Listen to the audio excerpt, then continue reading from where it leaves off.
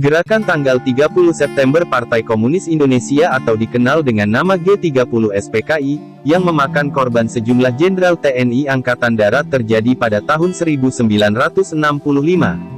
7 korban peristiwa G30 SPKI tersebut adalah: pertama, Letnan Jenderal TNI Ahmad Yani, Menteri Panglima Angkatan Darat Kepala Staf Komando Operasi Tertinggi.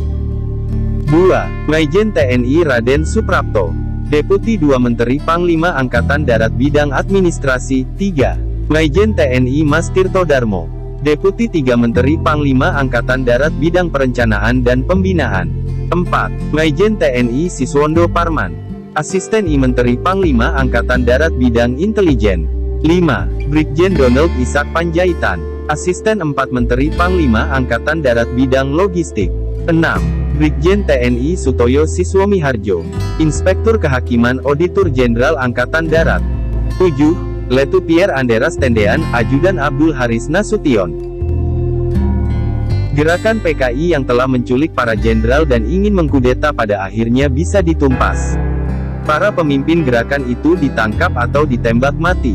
Ada beberapa tokoh penting di balik penumpasan PKI. Tokoh-tokoh ini dengan cepat melumpuhkan PKI yang menghabisi banyak orang. Berikut tokoh-tokoh penting yang cepat melumpuhkan PKI.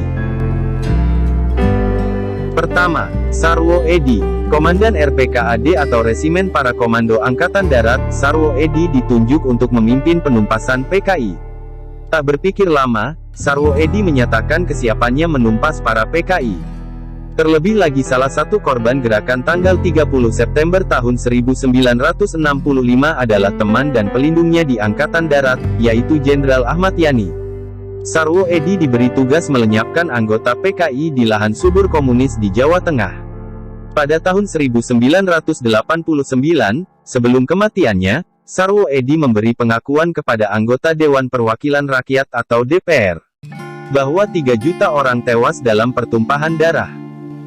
Kedua, Soeharto. Jenderal Soeharto, Panglima Kostrat atau Komando Cadangan Strategis Angkatan Darat, menjadi tokoh penting dalam penumpasan PKI.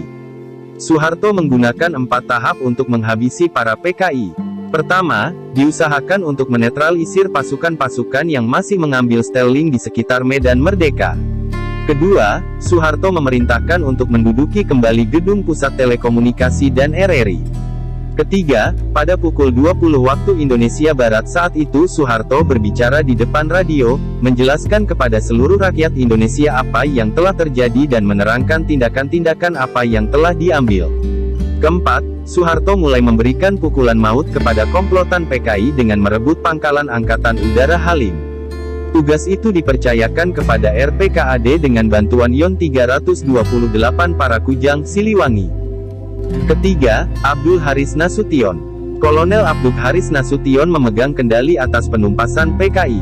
Saat itu dia menjabat sebagai Kepala Staf Operasi Markas Besar Angkatan Perang Republik Indonesia. Kepada Presiden Soekarno, dia memaparkan rencana operasi penumpasan pemberontakan PKI di Madiun. Keseluruhan operasi penumpasan pemberontakan PKI Madiun itu hanya diberi waktu 2 minggu. Prajurit tuntas mengemban tugas, hingga tertangkapnya semua pentolan PKI. Keempat, M. Yasin. M. Yasin salah satu orang penting dalam penumpasan PKI. Pada tahun 1965, M. Yasin sebagai Panglima Kodam Brawijaya menggelar operasi militer untuk menumpas PKI.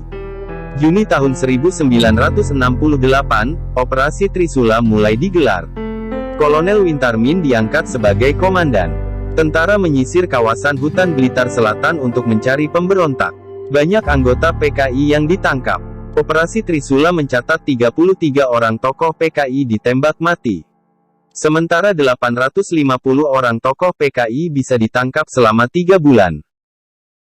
Itulah 4 tokoh penting gerak cepat penumpasan G30 SPKI. Semoga menambah wawasan pengetahuan. Wassalamualaikum warahmatullahi wabarakatuh.